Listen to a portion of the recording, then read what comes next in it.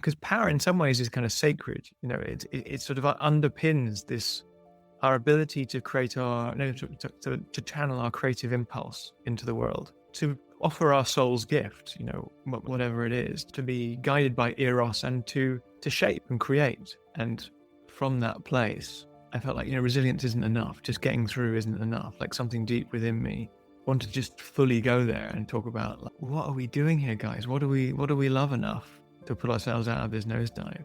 Only that is a big enough conversation and a strong enough intrapsychic force for us to be able to overcome the fear and the hatred that happens when you're in a time between worlds and certainties collapse, and helps you to move towards a different vision of how things could be. Eros is the creative force that's in everything. Like, as soon as you start to be framing it in that way, you see every act of will, every sort of intention, every image or sort of deep motivating analogy or force all has Eros woven through it.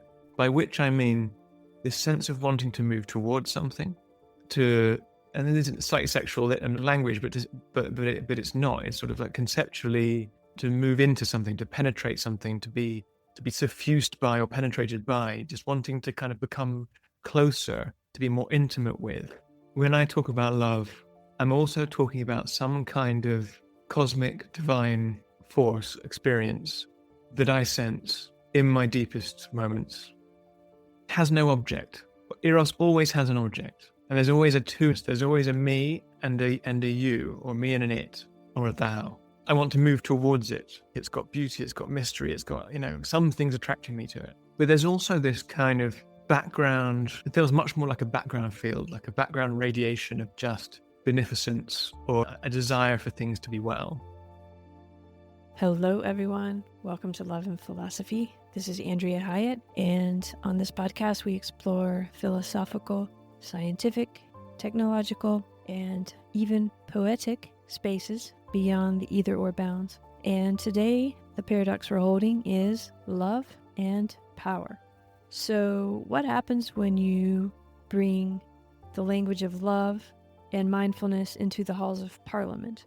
In this episode, we're going to explore that intersection of power and love with Jamie Bristow through this practice that he's started as someone who has worked inside the British Parliament, the UN, with policymakers all around the world to legitimize conversations about these topics, which are mindfulness, consciousness, love, inner transformation.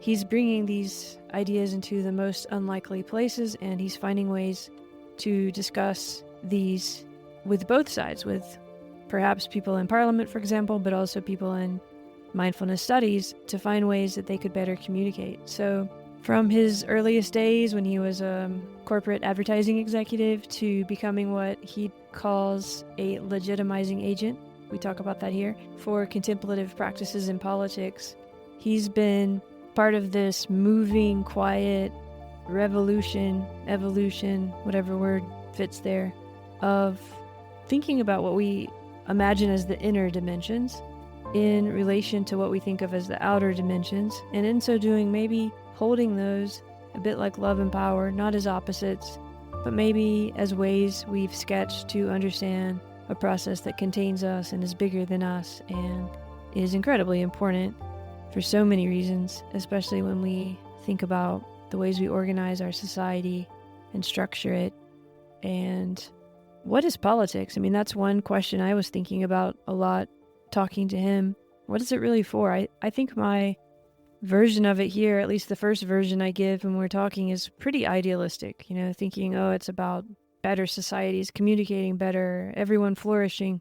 Maybe it's also about structure and trying not to create chaos and, a lot of other things, which we do get around to in the end. But in any case, these are, urgent ideas about society, about what matters, especially about love and power, how we hold power and how we hold love together without one corrupting the other. I'm not sure if corrupting is the right word, but this way that the sentimental can become the opposite of, well, I shouldn't say the opposite. How we can talk about love in a way that becomes sentimental, which is not it's power. It's not actually what it is. And vice versa, we can talk about power in a way that is about manipulation or something like that, which isn't actually real power. So you see the paradox? It's pretty hard. It's pretty confusing. And it's pretty important. So what would a politics of love look like? I mean, how do we even put those words together? It's something I bring up at the beginning. And how might we think about what cognition and consciousness are in relation to power and love? And also just to our deep social, ecological concerns and care, the care that we have for those things, for one another, for our societies, for our countries, for all the creatures all around us. So this is a conversation about all that. And it's also about meta-modernism.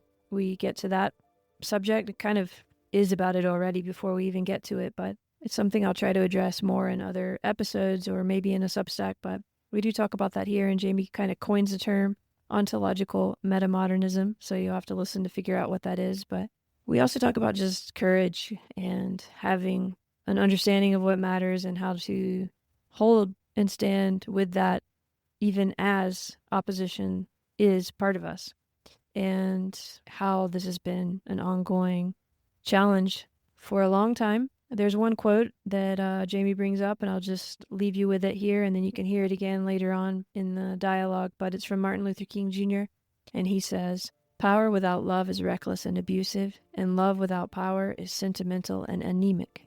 Power at its best is love implementing the demands of justice, and justice at its best is power correcting everything that stands against love." So, that's interesting right there. Yeah, power and love. I send you both right now in the best way possible. Uncorrupted, unsentimental, full, and sensual.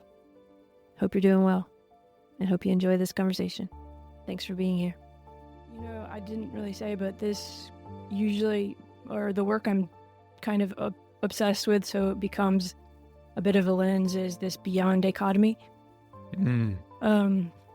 And yes, I noticed that actually. I picked that up from previous. Oh, did you? Yeah. I mean, conversations. I say it, but it's not. It used to be in the title. It's not always in the title anymore. But and holding paradox and different ways of thinking about it. And your work is so rich with this in a lot of ways. So probably I'd love to talk about that, because actually a lot of what I'm doing at the moment is thinking about metaxy and the middle way. Oh, wow. Between real, not real, emptiness. But, the metamodernism being a metaxy between modernism and postmodernism, the language of power and love I see as a shorthand to start talking about inner and outer, but also talking about needing to transcend the kind of modern, postmodern cultural war. Oh, good. Since that's like new to me in a way with your work, 'cause it's not what I really looked at, that would be probably a good place to try to get to at some point. I feel like you could teach me with that.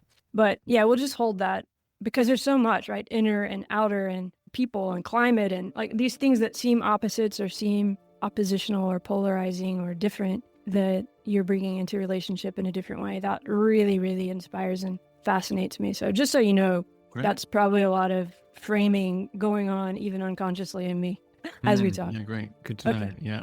And I think love is a really beautiful way of holding all that stuff and looking at it differently, which I also see in your work. That's what's coming, that I want to say before we begin. But let's just begin and see what happens. Okay. Hi, Jamie. I'm so happy to invite you to Love and Philosophy. Thanks for being here today.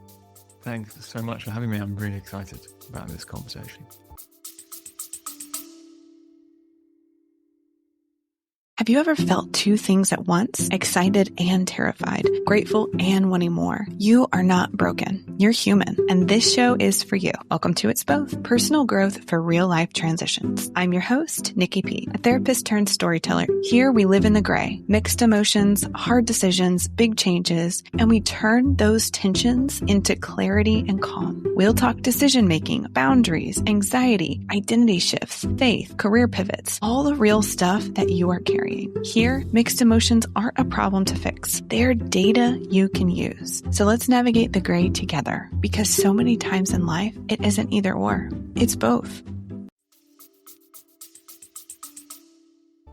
So the phrase that's coming to mind here is politics of love from the beginning. And of course, that's from you because of your work. But I just want to say that at the beginning. But those words, politics and love, aren't usually put together. And I definitely don't think we've talked about it on this podcast before. So just, to introduce you to everyone, because you've done so many different things in so many different fields, when I bring up those two words, how can we explore your journey in those two words? Where would we even begin? My journey in those two words. Well, I found myself in the world of mainstream politics, working in the British Parliament initially, and through what we were doing there, generated interest in other parliaments that took me all around the world, from Capitol Hill to the Sri Lanka, doing walking meditation in the Sri Lankan Parliament, to many parliaments in geographically and culturally in between, and really, yes, of course, guided by a feeling of deep love and wanting to act in service of societal transformation, but also bringing something that I hoped would help politicians who weren't very comfortable with the language of power to start bringing in the language of at least care, receptivity, sensitivity, and discernment that mindfulness and compassion training can bring into one's life and into one's work. And so, to put a bit more detail onto that, I had an instrumental role in a really interesting development in the British Parliament, started around 2013. So teachers from the University of Oxford Mindfulness Centre started teaching members of Parliament, MPs, and peers, members of the House of Lords, mindfulness. And quite quickly, after a year or so, they started to become interested in how this could be shared with others. Like, why don't more people know about this? Just sort of back in the times when mindfulness was still quite an exotic concept, And so I was one of the volunteers and experts that came and helped them to think about the application initially of like secular mindfulness training in different areas of public policy. And I could go on, but I guess that's one of the reasons why politics has been quite close to my professional world for some time, and this deep commitment to inner change, practicing diligently and with expert evidence-based guidance, we now know that quite transformative things can happen for individuals and for everything that they interact with then. That's wonderful. I think people will be sort of amazed, actually. I mean, for one thing, just to be that close to power is something that fascinates a lot of people, to be really in the middle of government and where things are happening. And you've also worked at the UN, and you've been in these very concentrated areas, which one wouldn't necessarily think about those other words that you used alongside mindfulness and love. That's already very interesting, I think, to have that there. But how did you get called in as an expert on these kinds of things, on mindfulness? I know you've been working for 15 years or something, as I think the term was like a legitimizing agent. I'm not really sure Yeah. What that is, but I think that's kind of what led you to that powerful vortex of people with this, bringing this new thing, which really is not an easy thing to hold in such spaces for anyone, for you, for them, and so on. So how did you end up being the person who was called into that, in that place at that time? Yeah, it's been quite a ride, and such, I have such a profound sense of gift and gratitude for many parts of the last, like you say, 15 years. The story I think we can pick up when I was working in climate change, getting disillusioned with the information deficit hypothesis, like many were around that time, and thought, why did I suddenly, start volunteering and then getting paid to work in climate campaign communications?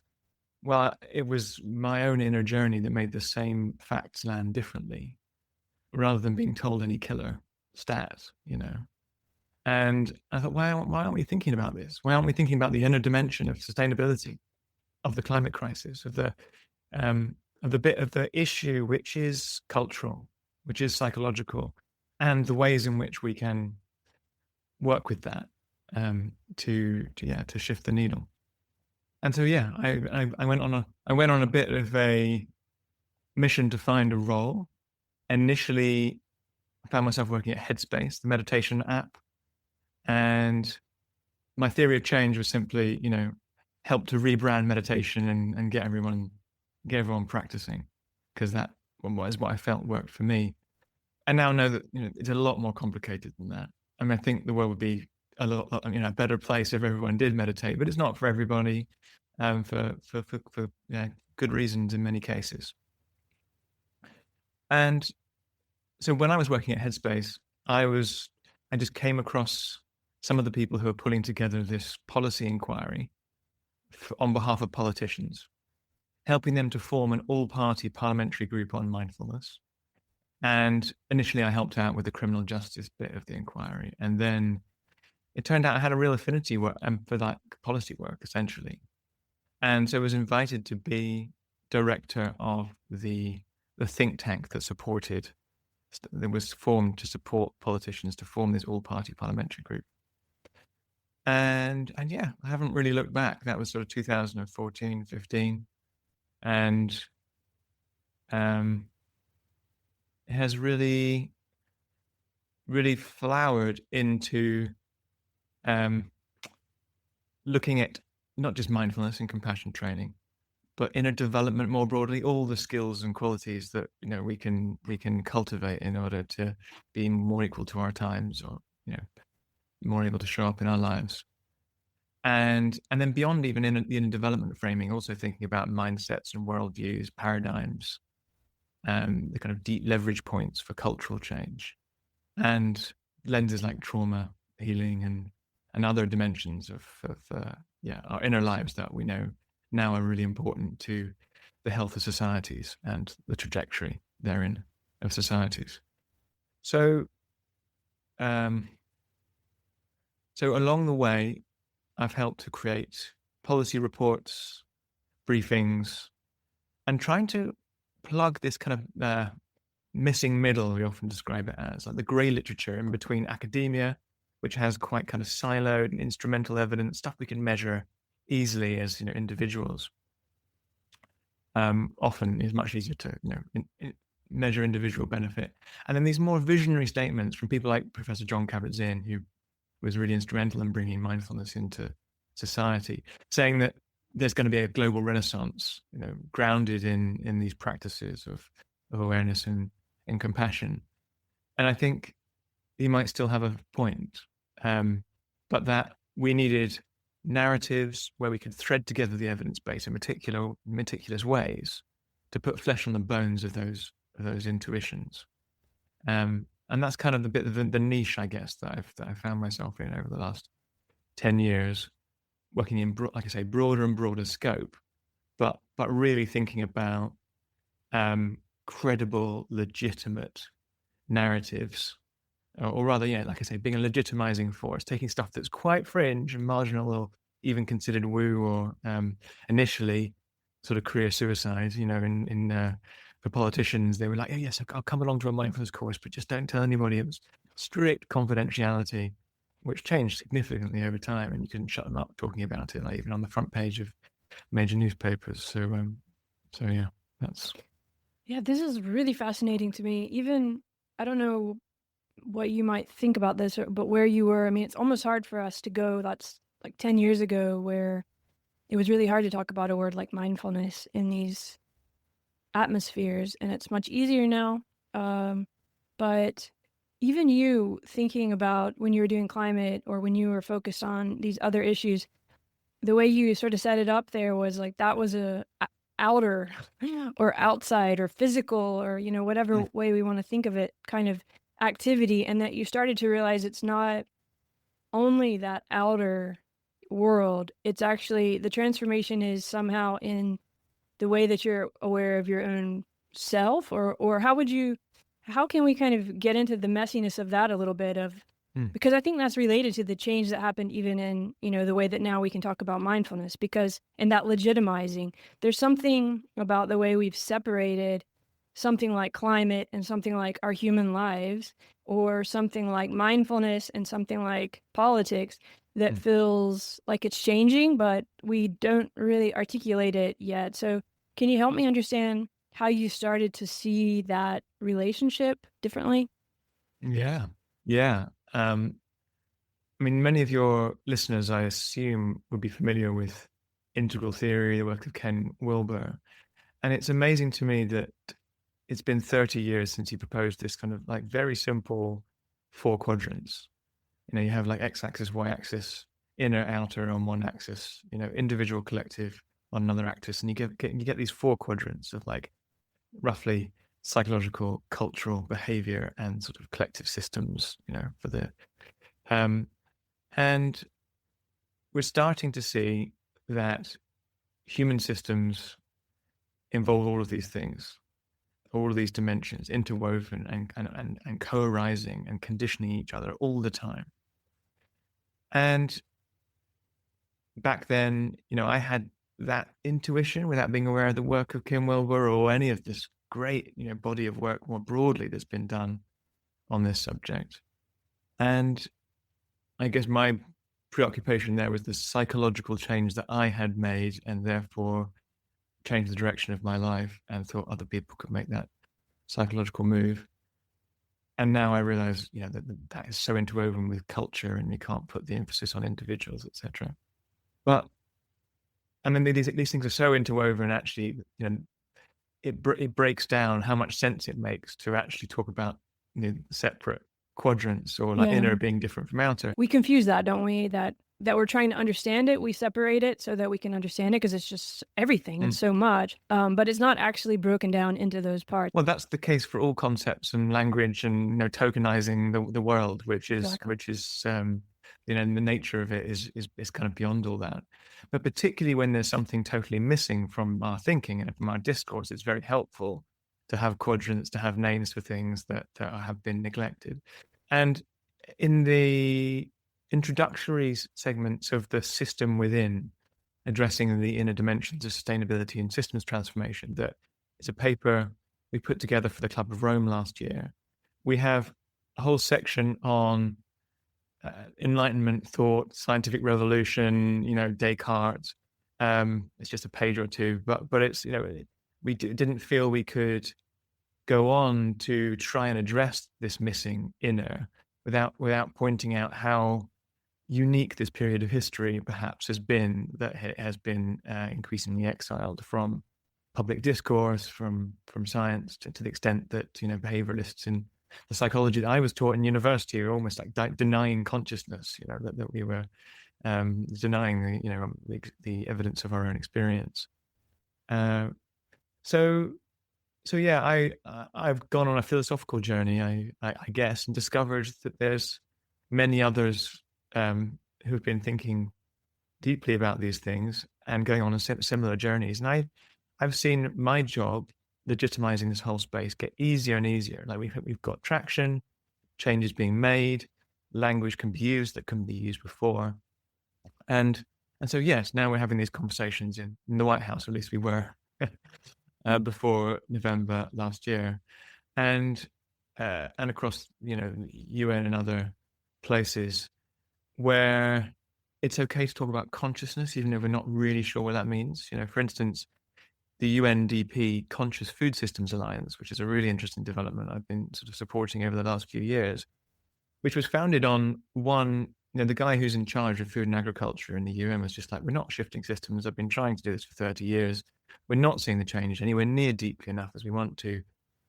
We need a consciousness shift. But what does that mean? Like, I think that's right. But we need to work on articulating that, like having a kind of, a more legitimate conversation. And so again, he pulled together experts, much like we had in the British Parliament, together to kind of think through how we frame this. And now it's grown into an initiative which is funding, grassroots, inner outer transformation projects with farmers in Egypt or executives in Mondelez, at all these different levels. So yeah, it's great to see this evolution. What do you think is, since you've been on the inside of it and you've actually seen it with individuals and with groups and with yourself, how do you think about this? You call it an intersection a lot, I guess, or this, but it feels very dynamic. I think it has to do with attention and awareness and endless legitimization. Almost, it's okay to talk about what we've termed inside as connected to the outside. If you're working with politicians, for example, or even when you're working with yourself, that area I think is so delicate and so easy to make fun of, or to feel like we're going to be made fun of when we start looking at that relationship, that I almost, right now I'm thinking of it almost like as a kind of like a spinning wheel or something, where what's on the inside is coming to the outside and the outside into the inside. And when we kind of stand at that place or surf that place and try to talk about it, it's such a vulnerable space. How have you noticed or found that you or others are able to be in that space differently? Or I have to say, I think I initially underestimated the desire or ability for people in these mainstream contexts to go straight there. And just what comes to mind is the time I invited Dan Siegel into Parliament to talk to a group of politicians. And Dan Siegel is a psychiatrist interested, or has background in neuroscience as well, and writes a lot about children education, but also has a book called Intraconnected and more stuff that's a little bit more far out there. And he came initially, I thought, to talk about meditation, and he talks about the integration and differentiation in the brain being sort of like characteristics of healthy systems, but then he went like way off the deep end, and I was sort of metaphorically biting my nails there in the kind of what does that mean exactly? Like, way off the deep end for me? Well, he just started talking in esoteric kind of ways or something. Kind of esoteric ways, but like, talking about like the language of consciousness, the language of more pointing towards the phenomenology that we all share, even talking about like God and the nature of mind, and his own sort of theories about quantum consciousness and not something you see in political, or pretty unusual to go there in political spaces. Yeah, exactly. And I thought, oh my God, you've lost it. Or like you've burnt some of our relational capital with these people. Like, even though this has been years into the parliamentary program by this point, and politicians are very happy just to get up and walk out of the room. I've had it where someone says the wrong phrase or something, talks about social justice, and you lose, 2 or 3 conservatives. It's like, oh, this is one of those conversations. I'm out of here. But no, they stayed, and then they asked for the room booking to be extended so the Q&A could go on for longer. And it was like I don't think we lost a single politician. But yeah, they wanted to spend another 20 minutes, another half an hour in the room with him, because he was giving them space for something that often we foster, these intuitions. We have private conversations around dinner parties or in corridors, and we often don't have spaces where we can really go there and talk about the interaction of inner and outer, and using some of this out there language. And it helps. Dan comes across as a very sort of credible figure, and I think it really matters who holds that space, who has that message. And what we heard about the mindfulness program more broadly, and was really interesting, is that politicians felt that over time they developed relationships with other people they knew had been on a mindfulness course and had different sorts of conversations, brought in more of themselves into the parliamentary context, more of them, transmitting and receiving on more channels, or like bringing more of their person into that professional realm. And not just that they were modeling different sorts of conversations that those who hadn't been on the course would kind of adjust to. They joined a conversation where more was within limits, I guess, within allowable scope of discourse. And they pointed towards this potentially being helpful or leading towards culture change within the political establishment.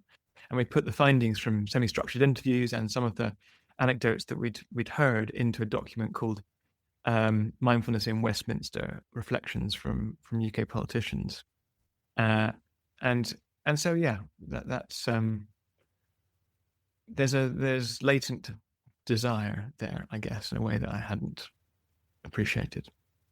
Yeah, it's almost like you really tap into what we're all hungry for. Maybe even what's the source of politics itself, in a way. I mean, it's, if you really think about what we're trying to do, isn't it connect with one another and explore potentials that we can't understand, which are very much connected to consciousness and all of these things that it's almost because it's so important, is why we haven't talked about it, because it's that vulnerability or something. Does that make any sense to you? Have you thought about that? It does make sense to me. I mean, it doesn't resonate in the parliamentary context that I experienced. I had a self-selecting group of politicians who had been on the course and then were interested in really exploring it further through policy, and some of them, connected within that container, and they found that remarkable because of its contrast to almost everything else they did. And that often people, come into politics, and it isn't just like parliamentary politics, but the body politic, as activists or campaigners or whatever, often driven by feelings of deep love and imagination, a kind of imaginal idea of what you think society should be like. But then you get kind of rigid and ossified around a particular program or a plan or a party, and you're not still acting from the emergent future that needs to come through. You're not acting through desire to connect or whatever. Actually, there's a desire to win out over the other party, and often out over people within your party in order to get more influence and actually be able to have. Mm-hmm. So you think more power, although if actually you talk to ministers and even people in the cabinet, often they feel quite powerless. So actually what I saw was a great level of disconnect and suffering around that. And you often see this, I think, in examples of on the left and right, people who are still acting out a political program, but aren't acting out of love. They're acting out the kind of the power and the ideas that they've taught themselves is the right way to go. But in the cut and thrust of actually trying to get that program acted on, they lose those original impulses and that feeling. Because it's, this is one of the reasons why I'm very interested in power and love as a potentially a dichotomy or something that is held in tension with each other. Is it's very difficult to continue holding the drive for power and the drive for love at the same time. That's exactly what I was trying to bring up, is that, I mean, in my experience with people that I've met in these worlds, they seem to have, there's different ways to come into it. Some just want the power, or they want to be seen, they want to be important. And I don't think that's disconnected from actual, love, actually. Not that there aren't extremes of it that are unhealthy, but then some come in, and the way you said, they really want to change the world in a good way, or they see something that hurts them in the world and they want to help it. And the messiness that I feel like you've probably seen, that I want to learn from, is how it seems that can get so corrupted so easily that almost, I don't know if it has to do with the way that we've created these systems. I mean, you've written about systems in a new way, and part of what you've been doing is sort of starting to change those from within, right? Through talking about the inner. But what is it like? How are we doing this anyway? Like, we come into these systems, political systems, wanting to do what good, a lot of us, and then the system itself, just to survive it, we sort of have to narrow something in a way. Yes. That tension feels really important to me, and I don't really know how to get a good grasp of it. Have you gotten a better grasp of it as you've been so close to it? Exactly, and that's kind of where we started this conversation. It's just like, how can we help those in power who feel like they have been truncated in some way, to open up that greater range, that scope of sensitivity, sort of receptivity, care to bring more of themselves into that role. And, Carl Jung thought that actually both of these drives couldn't be operating at the same time in the same breast, that at best you oscillated between them. I don't think that's the case. I think particularly with spiritual practice, it's possible to show up.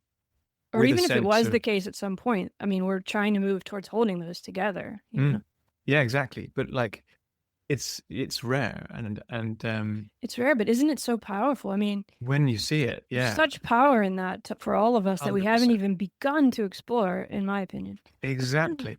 In mindfulness training, often teachers say that we're trying to develop the ability to be strong in back and soft in front at the same time. That means that we have the kind of the rigor, the diligence, the discernment, the ability to show up and be clear and decisive with your mind, but at the same time being careful and compassionate. And that relationship internally then enables you to express that better, that sort of balance better externally. So it's, you train the mind like you train the puppy. You say like, no puppy, you can't be over there. You really need to be here. It's decisive. It's clear. But also you don't kick the puppy. It doesn't know any better. You're kind with it at the same time. And this shows up in a number of different philosophies and sort of cultural backgrounds. I'm minded of like the samurai Bushido code, feudal code talked about like rectitude and uprightness, but also compassion. And yeah, it's a powerful thing when we see it. Martin Luther King, of course, is very famous for talking about love and power. He did his PhD thesis on Paul Tillich, the theologian, who also wrote a lot about love and power, and that's one of the reasons that comes through in Martin Luther King's speeches. And he said, power without love is reckless and abusive, and love without power is sentimental and anemic. And so one needs the other to be effective rather than being degenerative, because we're very familiar with the degenerative side of power, of course, of the many ways in which it's obviously reckless and abusive. I think you're onto something that's really, really powerful in this. What I'm trying to understand too is this. It's not about sides, actually. Gosh, let's just try to be messy a little bit. But when there's this amazing power in connecting and in feeling the inner that can also be redirected to something negative in the same way that the outer can be redirected to something negative. There's something about this ongoing, I keep thinking about this will, right? Where, what really matters is somehow the presence as you're doing this, because some of this conversation is still like linear, as if we're going to get someplace and then we've gotten there. If you teach meditation and mindfulness, then you've accomplished something, but that's not actually what I'm seeing in your work. That is kind of the point. So yeah, I can definitely pick that thread up. So we're very familiar with the ways in which power can be reckless and abusive and degenerate. And we're less familiar, at least in some cultural circles, with the ways in which love can be limiting and degenerate. So there are helpful, healthy expressions, but also if we tend to say, need love,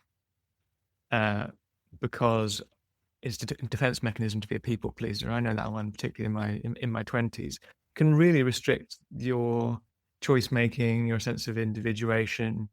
You can be passive or like attracted to submissive peace in order to not ruffle feathers, displease people, and a drive to unity, which doesn't appreciate the necessity of individuation, differentiation, healthy boundaries, a sense of identity within those boundaries. Like you need boundariedness in order to have a sense of a sense of identity that underpins collaboration and sort of healthy tribalism. We are inescapably tribal creatures, and how can that be shaped in a wholesome way? And also if you express love sort of too much without the sense of power, you can lose your own self-individuation, which can be disservice to you, but also to the world, because power in some ways is kind of sacred. It sort of underpins this, our ability to create our to channel our creative impulse into the world, to offer our soul's gift, whatever it is, to be guided by Eros, and to shape and create. And there are some people in the world who are hyper agents. Elon Musk has often talked about one, and he can just like create new companies, shape the world, buy whole media ecosystems, and enact. And if we aren't developing our own ability to do that, to sense what is wholesome and follow that impulse into the world, then it's a great disservice to us and to the world more broadly. So love, I think, whatever your weaker capacity is, I think we need to, one needs to develop either that strength in back or that softness in front. And there are ways in which, if now we need to legitimize love as a political force, as an allowable public message, then we don't just need to explain why love is also structural, why love is also, profoundly transformative, but we need to work at not discrediting it. And we did the same thing in mindfulness, legitimizing mindfulness. We had these solid policy reports.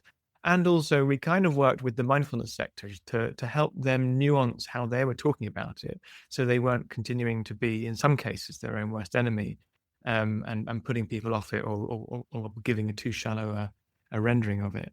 And in a similar way, I think those of us who would be guided by love could show up in the world and talk differently about love in a way that doesn't discredit it, and doesn't make it too woo, and Yeah, and isn't part of that holding it as almost a dangerous kind of thing, in the way that you sort of touched on before, in the sense that all these categories we have of good and bad and all of that, we tend to put love in the good category or something, but it's actually much more powerful than that. It's beyond those kind of categories, and we don't, that's hard to hold. And I think part of really bringing love into this in a new way is there's almost it's almost, you're walking the razor's edge a bit when you're really feeling that. So that makes me want to think about Eros a bit, because you brought up Martin Luther King, and that he's usually talking about agape, and even that distinction that we make, we put love in those kind of boxes so as to,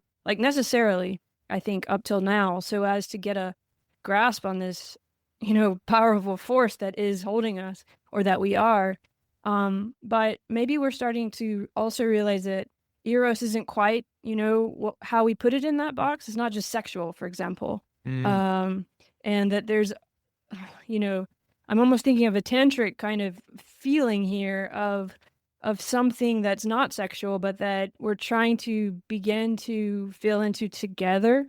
No one person could handle that alone, which, kind of gets into this too. So I don't know, what does that bring up for you in terms of love, I guess, it's and how, because that's also not an easy word to bring into any of these contexts, and much less to talk about in a different way than rom-com love. So how have you held all that space? Yeah, I forget that Eros, in many people's minds, is still very much bound to sexual desire, because I come from a relatively new practice tradition called soul-making Dharma, or at least that's one of the threads of my personal work.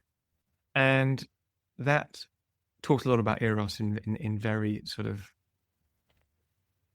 broad terms. And Eros is it's the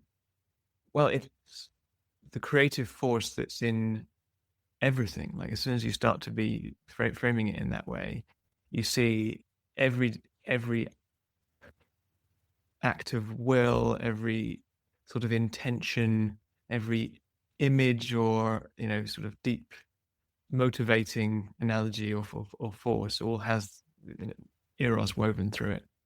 By which I mean this sense of wanting to move towards something, and then there's slightly sexual and like language, but it's not. It's sort of like conceptually to move into something, to penetrate something, to be suffused by or penetrated by, just wanting to kind of become closer, to be more intimate with. And that can be this idea of, say, you've never been to California, but you've seen all the commercials, like from the tourist board, and you have this sense of like what it's going to be like to be there, and all the mythos around Hollywood or whatever it is, and so you want to go there, you want to know it, to nuzzle up against it, like to explore, to be intimate with it, and that force of Eros is a world creator. It's a fundamental generative force in human nature, and perhaps in reality, in the cosmos. And so familiarizing yourself with that, bringing the discernment and the clarity that can come through meditative practice and contemplation, to understand the forces of that within the heart and mind, and to work with it in ways that shape it in wholesome and productive ways, is tremendously powerful. And it's a way in which love is a form of power, like to see that generative potential. Yeah, it's almost like that. I think of it as, you're sort of on the portal looking into what we don't know what's possible really if we can learn to hold that. But also, as you were talking, I was thinking in one of the reports, maybe the systems, I'm not sure, but I think you talk about how at some point after going through, so much research into collapse, I think you're studying collapse and what's sustainable and what is resilience, that at some point you just realize like the only thing you can really talk about is love. Does that relate here at all? Like how do I hold that concept with this way that we're talking about love here? Eros, yeah. Yeah. Yeah, so I spent much of last year working on what I call the inner dimensions of societal resilience, and occupying the future, like you say, and from that place, I felt like, resilience isn't enough. Just getting through isn't enough. Like something deep within me wanted to just fully go there and talk about like, what are we doing here, guys? What do we love enough to put ourselves out of this nosedive? Only that is a big enough conversation and a strong enough intrapsychic force for us to be able to overcome the fear and the hatred that happens when you're in a time between worlds and certainties collapse, and helps you to move towards a different vision of how things could be. And part of that is Eros, yeah, like that kind of like moving towards an imaginal future. And part of it is sort of, I guess, love, appreciation, Eros for humanity, and it being, or civilization, and it being worthy of saving. But personally, I think when I talk about love, I'm also talking about some kind of cosmic, divine force, experience that I sense in my deepest moments, which has no object. Eros always has an object. And there's always a two-ness. There's always a me and a you, or me and an it, or a thou. And I want to move towards it, like it's got beauty, it's got mystery, it's got, some things attracting me to it. But there's also this kind of background, it feels much more like a background field, like a background radiation of just beneficence, or like, a desire for things to be well. which hasn't got that quality at all. There is no object of it. It's much more diffuse.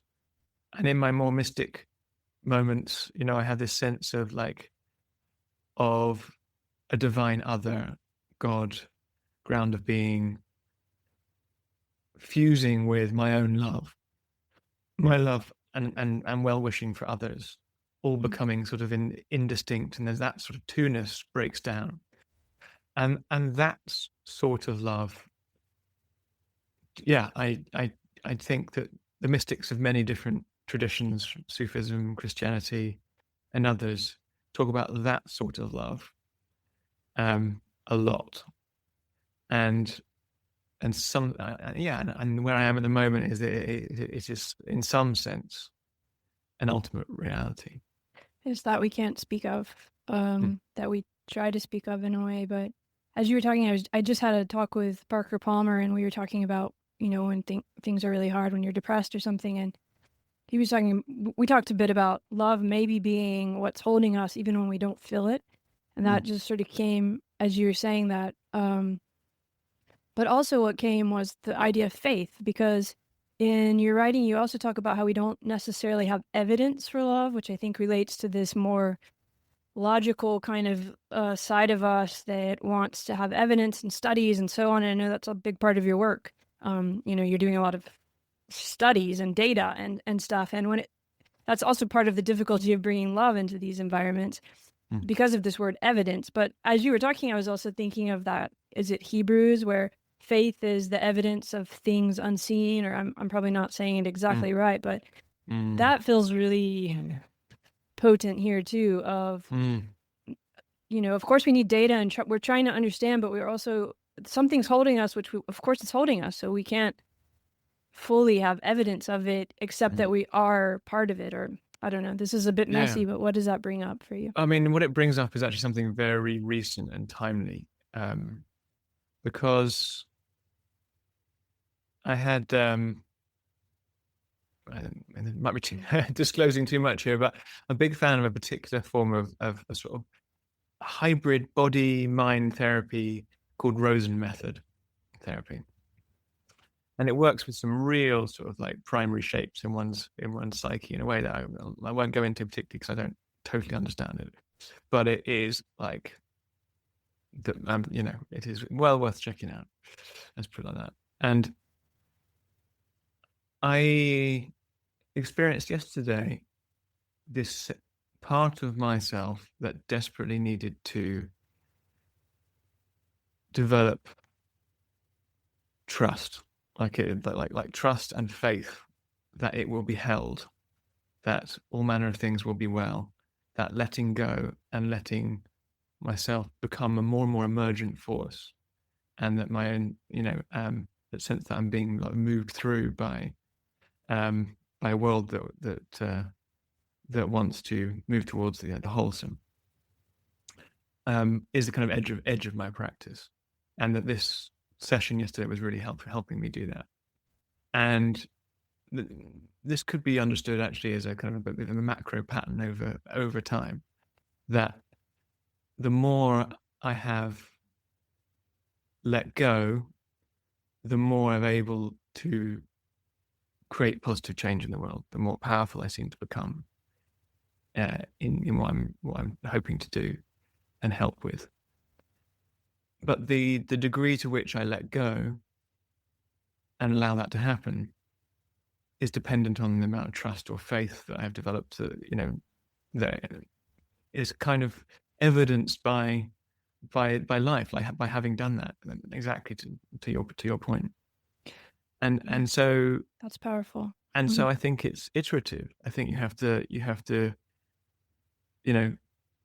maybe start with as much faith and as trust as you can muster, let go, see what happens. And there's a way in which the world, I think, will win your trust. And in the same way that perhaps you win the world's trust as well, and perhaps, I don't know, enables you to be more effective. I don't know, I'm getting off the deep end myself now, but no, you're not. I think it's actually exactly the right place to think about all of this, because it's nested. All that we've been talking about is nested in that. It's because, we're talking about it with you and your communication with yourself. But we could also I was thinking about the story you told earlier of the politicians who were sort of finding community, and how realizing there were others around them who were also feeling this way or able to talk about this, or, I think that's a similar, like, nested pattern to what you just described. I mean, and what's happening between us and the world. Do you know what I mean? We're helping each other maybe to be able to do what you just described on an individual level, but there's a way in which that's not separate from what politics of love might be, in a really practical way, at the same time that it has that really deep, off the deep end quality to it. Does that make sense? Yeah, it does. I really like the sense of it being nested. That there are ways in which you can put your toe in this water, or experience the thin end of something, and have deep experiences of the same thing, and that the conversations that we're having in Parliament, are or the groups that have helped you learn how to meditate. I'm thinking of Jamie when he's maybe in his 20s, and I think you were working in advertising, and wasn't this still sort of that pattern of you starting to trust that you could look inner, that's now kind of blossomed into this whole other career? I mean, it doesn't feel like that would be something completely different from this, or if I'm even remembering that correctly. But and actually there's the big change maybe that I had in my 20s was what Robert Keegan, the Harvard professor, might call the movement from the socialized to the self-authored mind. And that I was really running the code that I had absorbed from society's values, from my family upbringing, and what I thought a good life looked like, and where happiness and satisfaction would arise. And the break from that, the realizing I could just leave this career that I worked really hard to get into, and take my own route, become a Dharma bum. Essentially, I kind of like went to Barcelona and with no employment and meditating. It was great. And just for those who know, you're sort of top ad executive. Is that what? Yeah, I was. You were kind of at the top of the ladder of the exactly. corporate I wouldn't world. say I was top of the ladder, but I was running a global advertising account. Like That's I was pretty top. At one point, I was responsible for $1 billion brand. So yeah, I did. That briefly. And then you became a Dharma bum. And then I became a Dharma bum.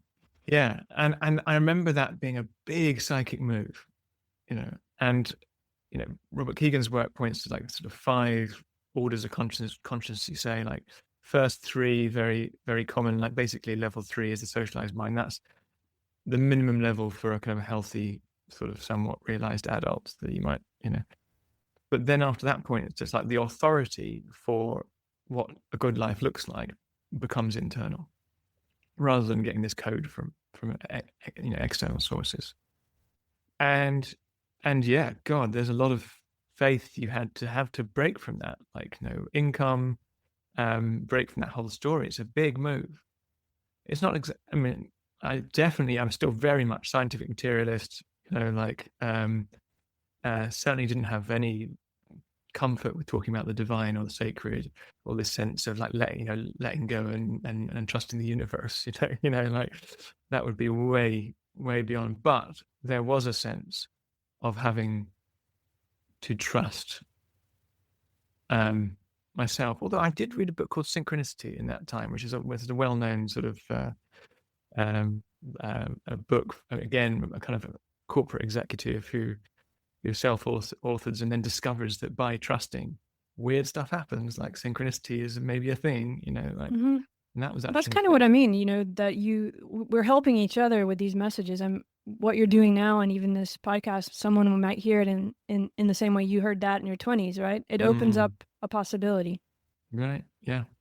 In the same way that the meditative practice can open up a possibility. I guess I'm just trying to get at how all these are sort of nested into each other. And when we think about something like politics of love, and we think about what you were going through then and how it's nested into where we are now, I wonder, it might be too big, but to to really think about what's going on right now in our societies, and to us as a world, it's something's holding us and we're trying to learn something. I don't know. Can we think of it like that, or do we risk becoming that's Yeah. that's one of the ways I stay sane. Yeah, Okay. thinking about it like that. My frequent co-author, writing partner, and life partner Rosie Bell and I put out a piece called "Between Optimism and Despair: The Messy Middle Paths Through Climate Collapse" for DeSmog last year, and we sketch a number of potential pathways for civilization, for society. Not to say these are the only pathways, but to try and open up the range of pathways we think about, rather than we're just going to, just about do this in time, or it's hothouse Earth and the end of these Mad extreme Max time scenarios. So there are pathways in between, and one of those potential pathways is that it gets really bad. Like there's a level of systems failure that we can't quite comprehend at this point, but that's almost required for the lessons that we need to learn. The mindset shifts, the mental models that need to shift require that discomfort and that suffering, to put it plainly. It's like the crack, that. And you don't wish it on ourselves, but yet there is reason for thinking that might be the case, that we are needing to learn something. And the Zen master is asked, when do people learn? And he said, when they have to. And we don't have to yet in individual lives. That isn't felt in the most powerful parts of the world anyway. So yes, there are ways of talking about this in quite kind of academic terms, about paradigms and deep leverage points for change, and some of that quite academic and mainstream, increasingly mainstream way of talking about it is also woven in with the language of mindfulness, and in Otto Scharmer's language, the needing to have an open heart, an open mind, and an open will, and touching into a kind of a ground of potentiality where the emerging future can be allowed to arise. And so, but there's also this other way of talking about it, which is about evolution of consciousness, and that being interwoven with a world that in some way we've got it backwards, and maybe consciousness is primary. Not to deny the importance of what we currently think of as consensus reality, and that some things are real and others are not, in some ways, but that consciousness is primary, that there's something weird going on with it that doesn't match up to Western scientific understanding of causality, and perhaps there's something in there where we're being invited to learn about too. Yeah, is that also a sort of fulcrum in a sense? Because I often think about kaleidoscopic cognition or constellation thinking, or trying to understand self and our own consciousness as more of a multiplicity. Which, as you were talking, I was thinking, okay, for some people in the world already, the disaster, that scenario you described is their daily life. They don't even have time to talk or think about all of this stuff. So in a way, we're responsible for doing that. Like if we start thinking of ourselves as multiplicities, or even of consciousness in a way that we're here to share and open one another up in kind of the ways we've been talking through this almost dialectical process, does that become a sort of fulcrum of what would be politics of love, a shift of our awareness of what is possible in this, this sense of what I think you mean by consciousness, or, how do you see that? Yeah, well, some people are like, well, we need a new religious movement. And some people think we need greater capacities for imagination, that we need to sort of work more actively with the clay of the public imaginary. and that touches on interdependence with nature and into some of these territories of faith and consciousness and reality, absolutely.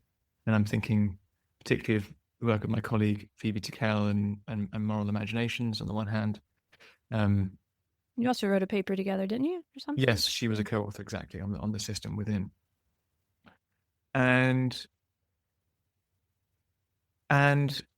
that might have limited appeal, however, because there are many existing faiths, and there are ways in which some of them those faiths might contrast with what the kind of spaces and approaches that, say, new religious movements might invite them into. So I think we can have a politics of love which speaks in spiritual terms, which is to say, it brings in what is most important into the public discourse. It really goes there about some of these primary shapes and colors of that are existential in nature, but doesn't have any particular truth claim woven into it. And I'm as I was saying things before, like, this is new territory for me to go on record with, talking about what is and isn't happening in relation to God or consciousness or the ground of being or whatever, however you phrase it, because we need a politics of love that isn't grounded in truth claims like that, but invites a discourse that is happy to talk about love as a civic force, or and the fact there's this phrase civic religion, which is to say, a religion actually is kind of atheistic, or but it's possible to think about love of one's country, a wholesome patriotism which bends towards justice and international collaboration, which works with love, whether it's through national anthems or plays or statues in public spaces or political speeches, other forms of art, that this is something of to acknowledge this is something of a spiritual project. This can't be purely a secular, dry thing. And the right is much more comfortable with generating strong emotion, with talking about or using some of these primary colors, and have been much more squeamish about it on the left, and that's been a serious imbalance. The work of Jonathan Haidt and others pointing towards the fact that liberals are only communicating to some moral taste buds, whereas the palette that conservatives use is much broader, and that's partly because faith is part of their project, much more explicitly so. Yeah. But how can we, rather than just being ecumenical, as in having a coalition of different faiths, talk about something which is unifying in some way, and that's to say, not a particular ontological belief or claim about the existence of God or our relationship to them,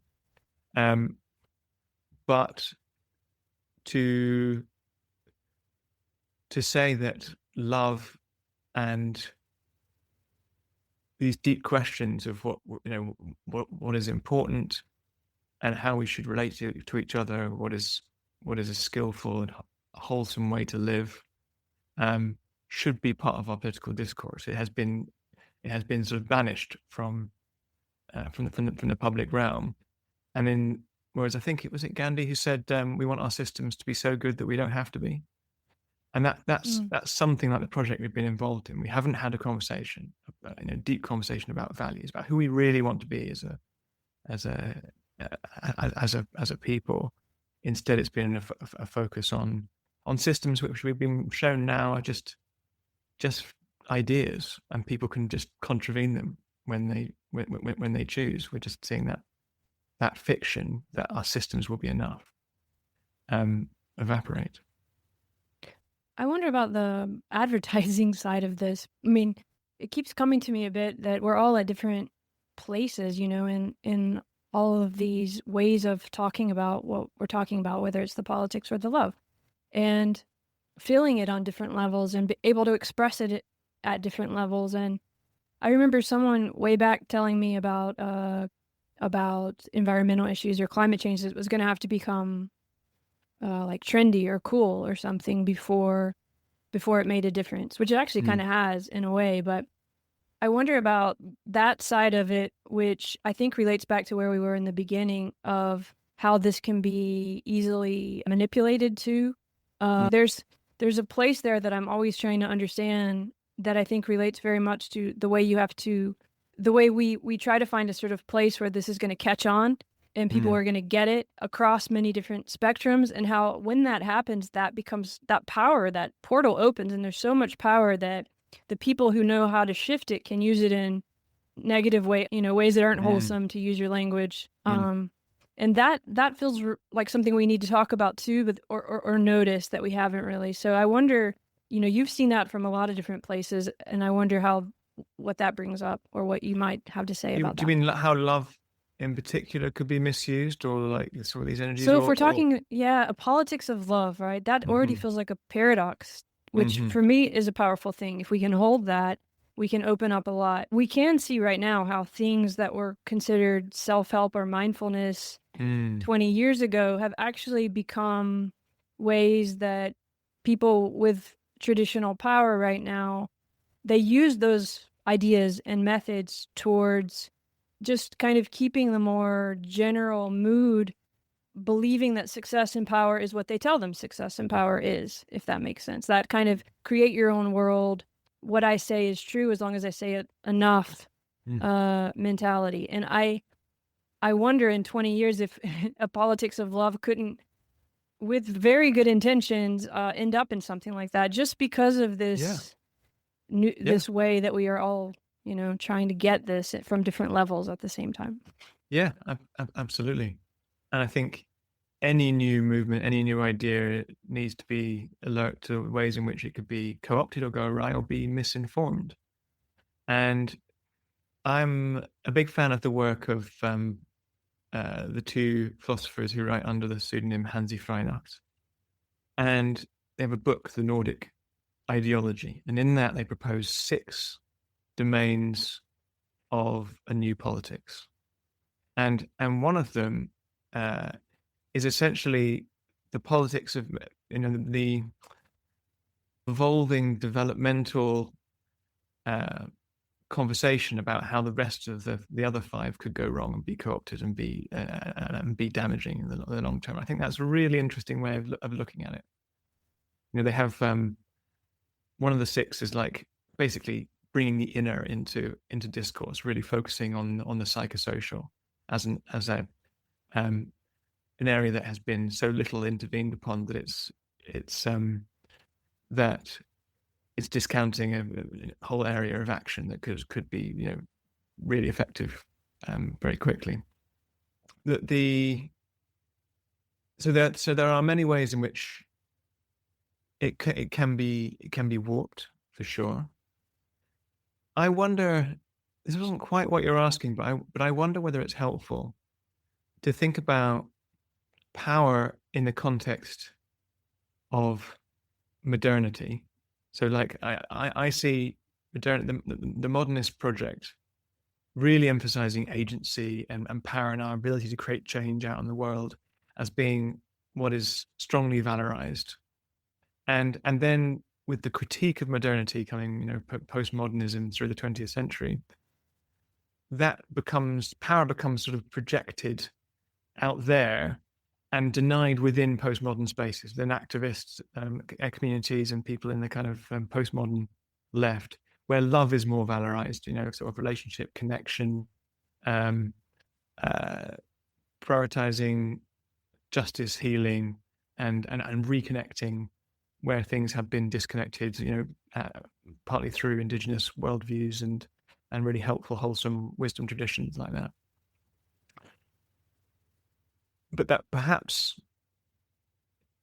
it's either gone too far, not being comfortable with its own expression of power, not being comfortable as an individual stepping forward and being within power within those spaces is very, very common. For power to be in shadow, and that one of the reasons we struggle to see what a politics of love could be is because we are so, some of us are so within and sort of so sort of saturated with that critique of how power works and how the modern system is causing us untold problems, and that actually we need to explore the middle way between those two, which is what I see metamodernism, or like, this post-conventional, postmodern sensibility to be. It's not the step on from postmodernism. It's sort of a kind of an adjustment where the pendulum swung away from that kind of modernist sense of like, we can discover things in the world and create it, we can build and fix, and we'll be in this single linear trajectory of progress, to this critical, relative and sort of aloof sensibility, and for us to swing back halfway through and to be okay with, the Greeks called metaxy, that kind of like that something that's like beyond and through the dichotomy of those two, is a place where the politics of love makes sense. But unless you swing back, power is either only seen as destructive and oppressive, or love is seen as woo-woo. And and actually this conversation of power and love, although philosophers have been talking about it for time immemorial, it's some helpful folk language for us to be able to talk about inner and outer. Like, power is often thought about as outer and love is often thought about as inner, but also talk about this middle way between modernism and postmodernism, and between what is sort of really real and held to be objectively true in modernism, and this sort of paralyzing relativism where things are kind of like subjectively real only.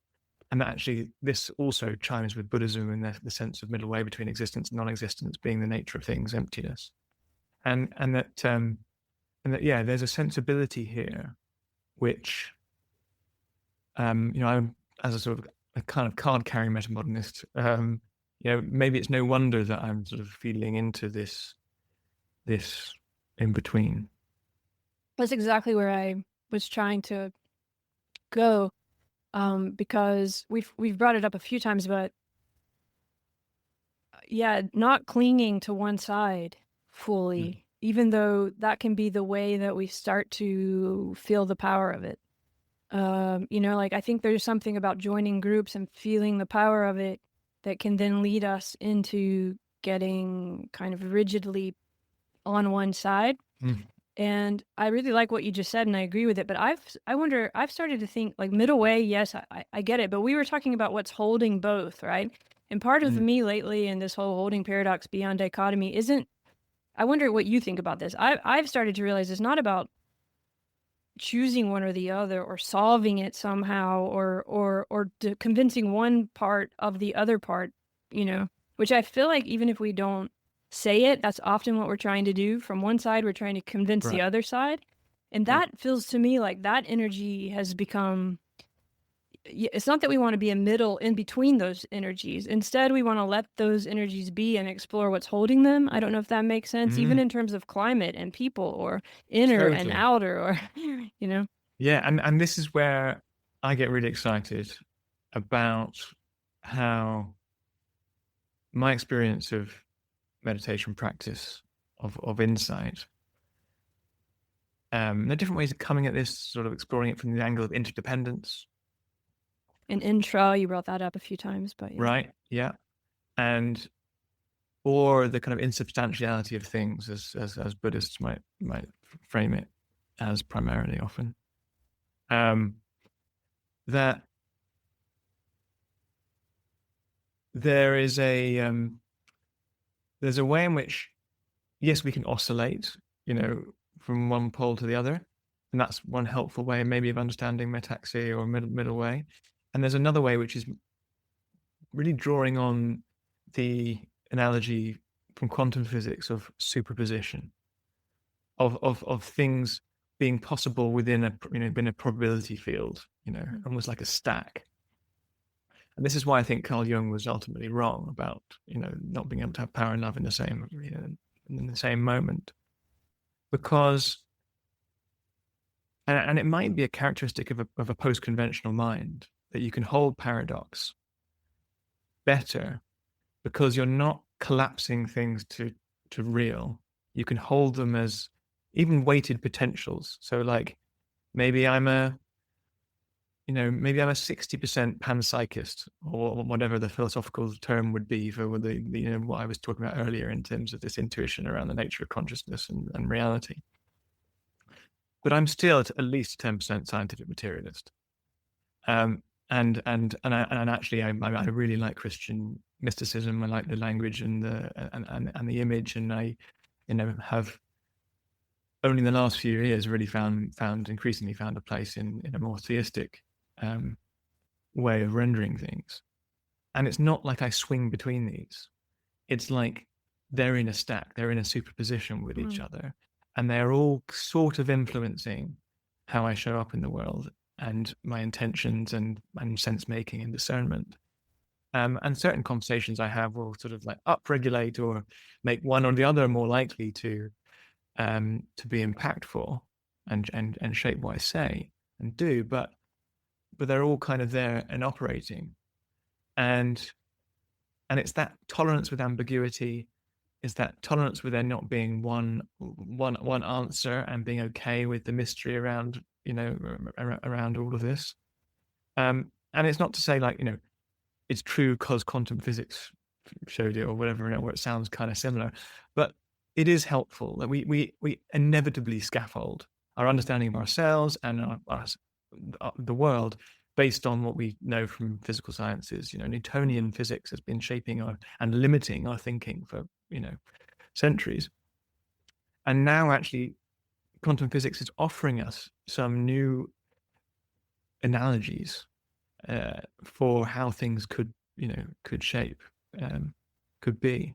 And so yeah, superposition of different ways of looking, I think, is one of the things that gives me hope and points towards, again, the importance of inner development and being able to have the kind of mind that can hold that complexity.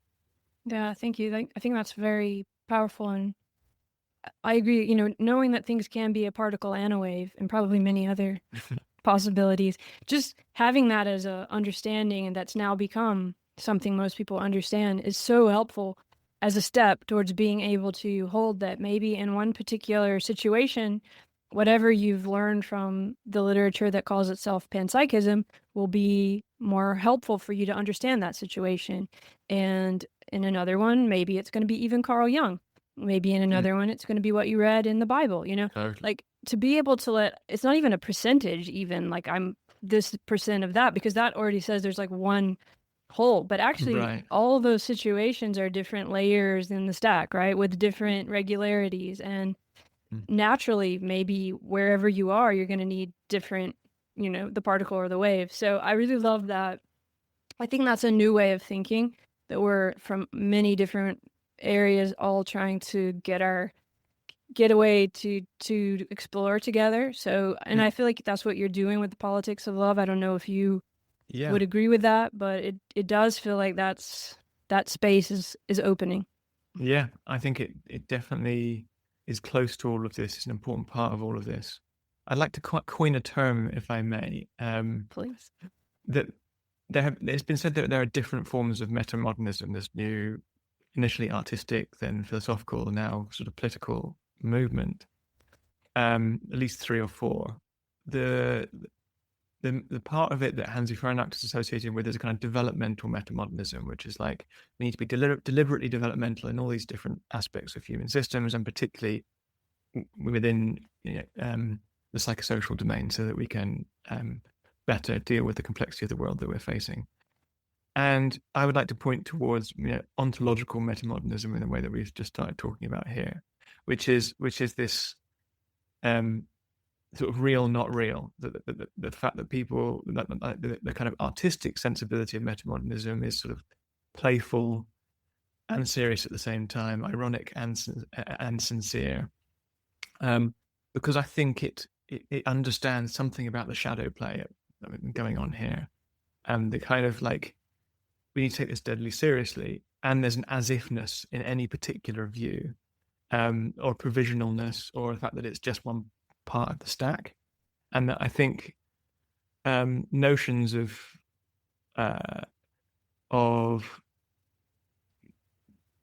ontologically, there's always a way of looking, operating, and that things don't, concepts and things don't exist from their own side, without that sort of way of looking, brings us into a metamodern sensibility, and perhaps a metamodern sensibility will give us insight into that, and that's what kind of fuses together to some extent my Buddhist background, my political aspiration for society, and this emotional sense of their needing to talk about love. I think it all comes together somewhere in that nexus. That brings us, I think, in a full circle to where we started with the legitimizing agent, but also it opens it up and kind of explodes it in a way to where we can sort of start to hold it all a little bit differently. Actually, I think that word, or these words, even meta, and it's almost like instead of thinking of it in a binary way, we're starting to realize that meta goes in many directions. It's not up and down linear, and it's not only one. And there's a dynamic movement going on there, which is maybe what this ontological is, this beingness. So I like that term, and I'll just let it hang open. Usually at the end of these conversations, I ask people about love, but we've been talking about it the whole time. So I should ask you about philosophy probably, but you've been talking about that too. So just to kind of close down or end it for now, I wonder if you have any experiences with love or philosophy that, come up now that you want to share, or anything, related to any of this that you feel like you want to share or express before we go for now.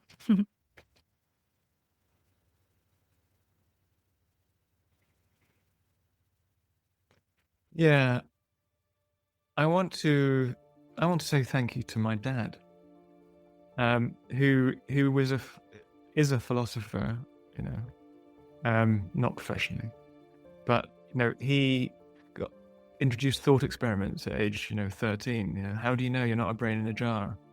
How do you know that any of this is real and not just inputs into a thing? What's the nature of consciousness and reality? And I've spoken on previous podcasts actually about how I've been on a kind of spiritual journey and went from being scientific materialist to now feeling like the world is re-enchanted and soulful, and feeling interested in divinity and sacredness, and contrasted that with the kind of what my dad gave me in kind of like negative terms, but actually, being brought up essentially as a philosopher and an asker of questions and lover of learning is an enormous gift that he gave me, and so I'd like to say thank you to him. That's beautiful. That really holds the love and the philosophy, because this holding you in love and out of love, sort of letting you be a philosopher. I almost think that's the place to start with everything we've been talking about, in a way, whether as a parent or as just someone who cares about another person or in the world. To be able to do that, to have that space held for you, or to have someone help you do that, is just, it's so precious. So thank you for going there. I didn't expect that at all, and it's actually the most beautiful way to think about what we've been talking about. And thank you, Jamie, for all you're doing and for pushing to these edges with yourself and with others. Thank you so much for this inquiry that you're on, and for making space for this conversation. Bye.